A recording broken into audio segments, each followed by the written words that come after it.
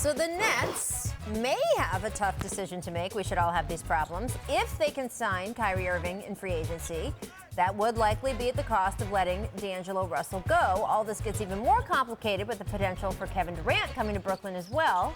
So as we mentioned before the break, Zach Lowe has a piece on the web site talking about, hey, this decision, which a year ago would have been like, right, nobody's, Kyrie, D'Angelo Russell. But the factors he throws in there is what happened with Kyrie in Boston this year. And if he ends up being especially the sole player, big elite player on the team, as opposed to whether he brings KD with him, versus the year that D'Angelo Russell had. He's been in that system for a couple years. Scottie, is this even a question for you still? Well, as a sole player, with no other big star. You're not going to win right now. Right. I like D. Russell.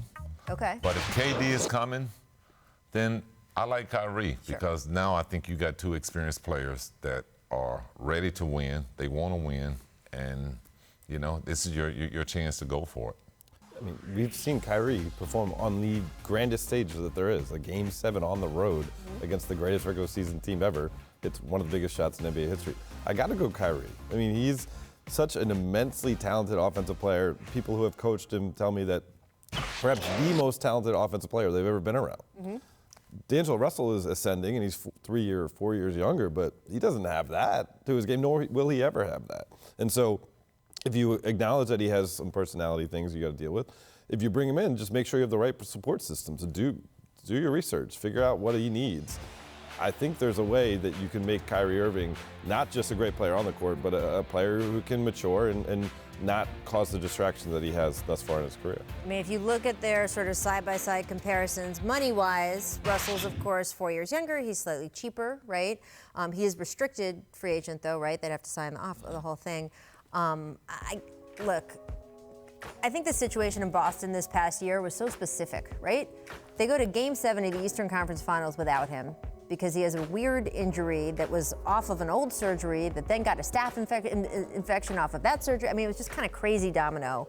So then you have these young, talented players on the team who think, we can do it. Right. And then you have him coming in, wanting to head of steam, wanting to prove himself without LeBron.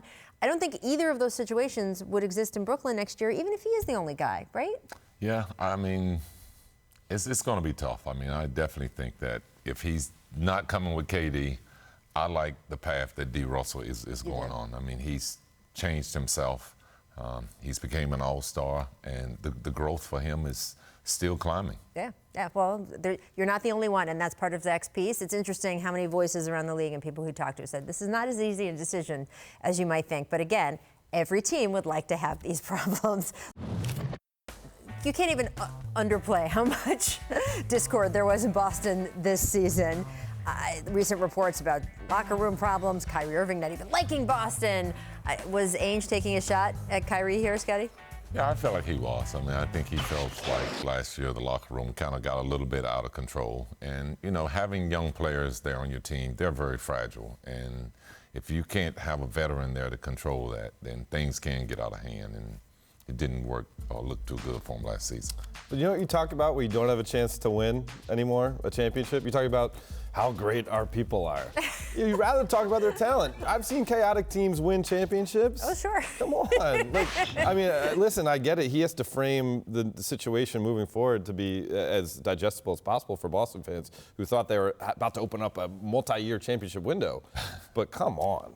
I mean, look, by the way, I don't know if it was just Kyrie Irving that he may have been thinking of in that moment. Also, I don't know the front office's feelings toward people like Terry Rozier, who went on a little bit of a media tour after his season was over, talking about how much trouble there was in that locker room. And I think his quote was, "I went from the front seat to the trunk," when talking about his role. Wow. So once you put that business out there, again, Danny's saying, "Oh, people who are happy with their role no matter what." It could have been 5 different players that he was talking about. You know, Danny.